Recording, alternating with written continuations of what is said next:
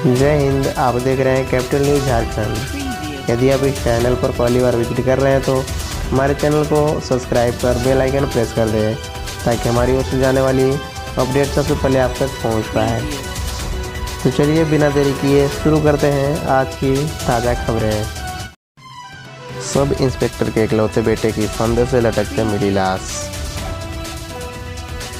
बिहार के सासाराम में आरपीएफ के सब इंस्पेक्टर दिनेश्वर राम के 32 वर्षीय पुत्र प्रदीप कुमार ने फांसी लगाकर आत्महत्या कर ली। प्रदीप का शव TOP 2 अंतर्गत 2 नंबर टाउन के कुम्हार टोली में उसके घर से बरामद किया गया। प्रदीप का शव फंदे से लटका हुआ था। घटना के समय उसकी पत्नी घर पर नहीं थी, अपने मायके पांडु गई थी। घटना की सूचना मिलने पर पिता और पत्नी दोनों घर पहुंचे। इधर सूचना मिलने पर TOP 2 के प्रभारी रुद्रानंद सरस मौके पर पहुंचे और शव को कब्जे में ले लिया। शव को पोस्टमार्टम के लिए MRMCH में भेज दिया गया।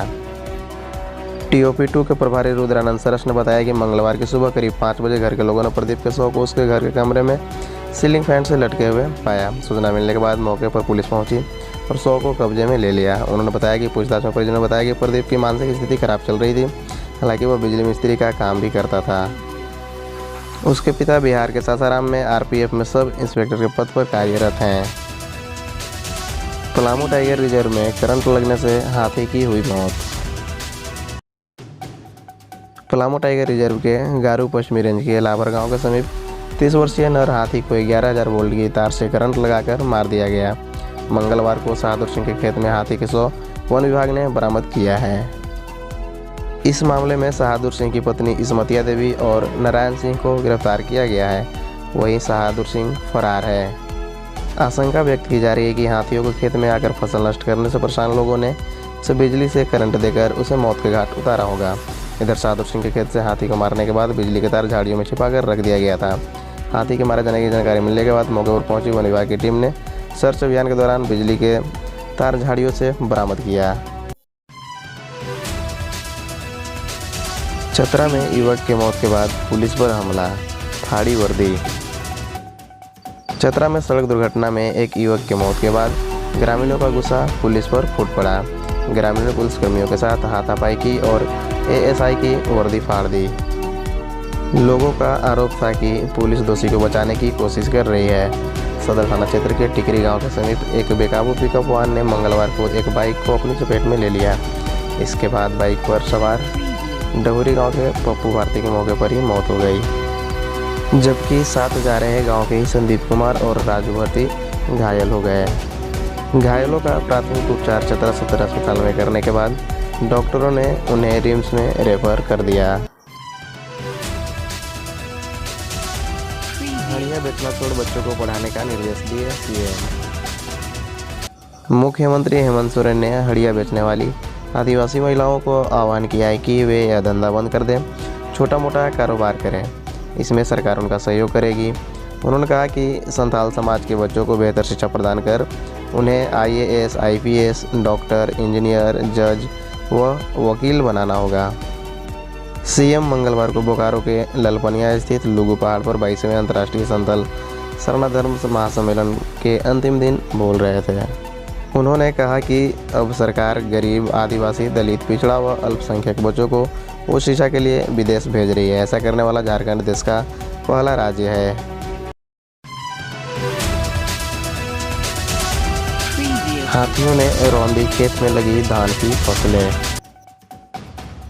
गढ़वा जिला के चिनिया थाना अंतर्गत विभिन्न गांवों में जंगली हाथियों का आतंक जारी है। सोमवार रात को चिरका गांव में दर्जन भर से अधिक हाथी की संख्या पहुंची और रात भर जमकर उत्पात मचाया। कई किसान की खेतों में लगी धान की फसल तहस नहस कर दिया। हाथियों के आतंक से ग्रामीण दहशत में है। ग्रामीणों ने वन विभाग से हाथियों के आतंक से निजात दिलाने की गुहार लगाते हुए मुआवजा की मांग की है। गांव के निवासी हाफिज शाह मोहम्मद, रामधार सिंह सहित अन्य किसानों के खेत में लगी धान की फसल हाथियों ने रौंद दिया। किसानों ने बताया कि रात करीब 11 बजे दर्जन भर से अधिक की संख्या में हाथियों का झुंड गाँव पहुँचा। उसके बाद खेतों में लगी धान को फसलों कुछ खाया तो कुछ रौंद कर नष्ट कर दिया। उससे किसानों की कमर टूट गई है। भुक्तभोगी किसानों ने बताया कि बारिश नहीं होने से अकाल की स्थिति है। किसी तरह पटवन की व्यवस्था कर खेतों में धान लगाया था, अब उसे भी हाथियों ने नष्ट कर दिया। भुक्तभोगी किसानों ने वन विभाग से उन्हें हुए नुकसान के एवज में मुआवजे की मांग की है।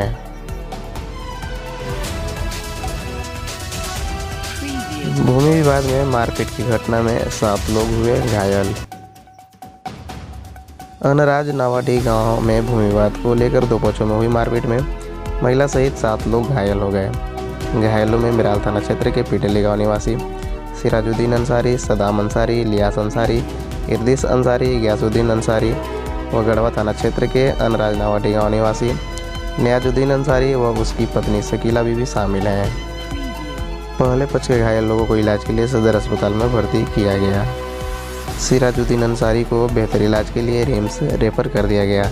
घायल सिराजुद्दीन के पिता मोहम्मद अंसारी ने आरोप लगाया है कि अनराज नावाडी गांव में उसका पुराना मकान है, उसमें वह लोग अपने घर के विवाद के कारण ताला लगा कर रखा था। उसी भूमि को आपस में समझौता करने के लिए उसके भाई जमरुद्दीन ने उसे सोमवार को बुलाया था। उसी दौरान दरवाजा पर दूसरे पक्ष के नजर बैल बांध कर रखा था।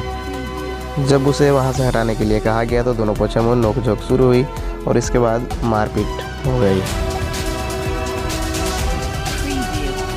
प्लांट में कर्मचारी के सिर पर लोहे के पाइप गिरने से हुई मौत।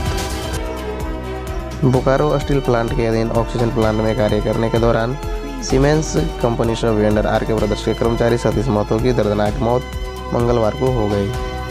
प्लांट के एक हिस्से में कार्य करने के दौरान उसके सिर पर लोहे का पाइप गिर गया। स्थानीय लोगों ने तत्काल बोकारो जनरल अस्पताल लाया, जहां चिकित्सकों ने मृत घोषित कर दिया। यूनियन नेताओं ने तत्काल मृतक के आश्रितों को नियोजन और मुआवजा की मांग की है।